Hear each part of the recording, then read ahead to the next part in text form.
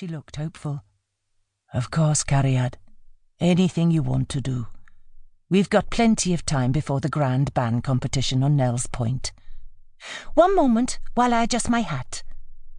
She pulled away from him to pluck out the pin and relocate it. "There." She linked her arm through his, and they set off towards the sand. A warm stream of contentment flowed from her head to her toes. She was the luckiest girl alive.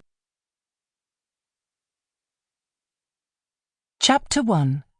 The 5th of November, 1915.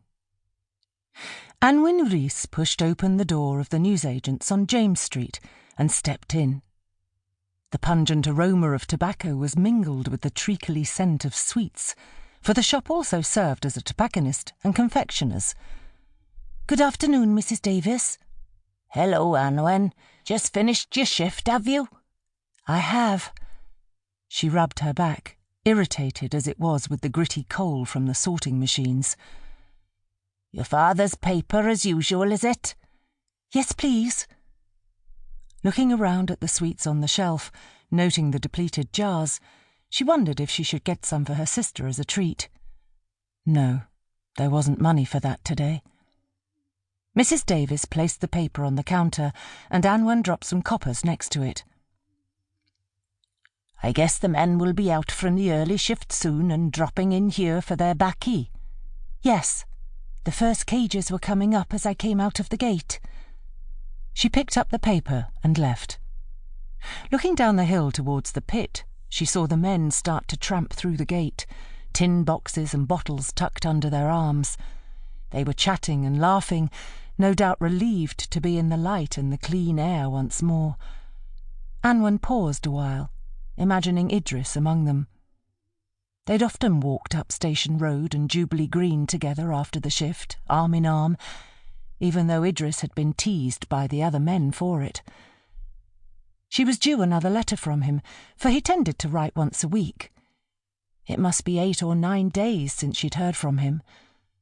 The last 3 or 4 letters had become even shorter. Normally he was full of humorous observations about the jumped-up little sergeant in charge and the funny mishaps he and his friends had suffered. She loved it best when he recalled the wonderful times they'd spent together, making it clear how much he missed her. The dwindling content of the letters might well indicate how hard they were training now, as the time of their departure grew even closer. She set off once more, rounding the corner onto Jubilee Green, envisaging Idris next to her. She fancied she could almost hear his voice, its deep, lilting rhythm soothing her after the exhausting hours of work. The illusion was broken as she came face to face with her oldest friend, Violet Jones, who'd just exited Schenk's bookshop on the corner. She was carrying Benjamin in one arm while balancing a basket in the other. Beside her was little Clarice. "You look busy," said Anwen. "Thought I'd see if Mr. Schenk had a nice second-hand book for Benji. He's been a bit tearful. Reckon he's missing his da." She pinched her lips together. Anwen knew exactly what she was thinking. Why had Charlie enlisted in the war when he didn't need to? She'd thought the same thing over and over again about Idris, but at least they weren't married with 2 little kiddies. "Now I've got to call at the greengrocer's," said Violet. "Would you like some help?" "No, I'll let you get home. Your father's just coming up Station Road." Anwen looked down. Sure enough, Madog Rhys was striding up, gesticulating wildly as he spoke to a workmate. "Yes, I'd better. I'll see you at chapel on Sunday." As they parted and Anwen carried on up the hill, she wished more than ever that Idris was here beside her. The war hadn't been over by Christmas 1914, as had been predicted. Idris had enlisted with a group of other Dorcalon men in March this year. They were still at the training camp, but it couldn't be long now before they'd be sent off to France, or further.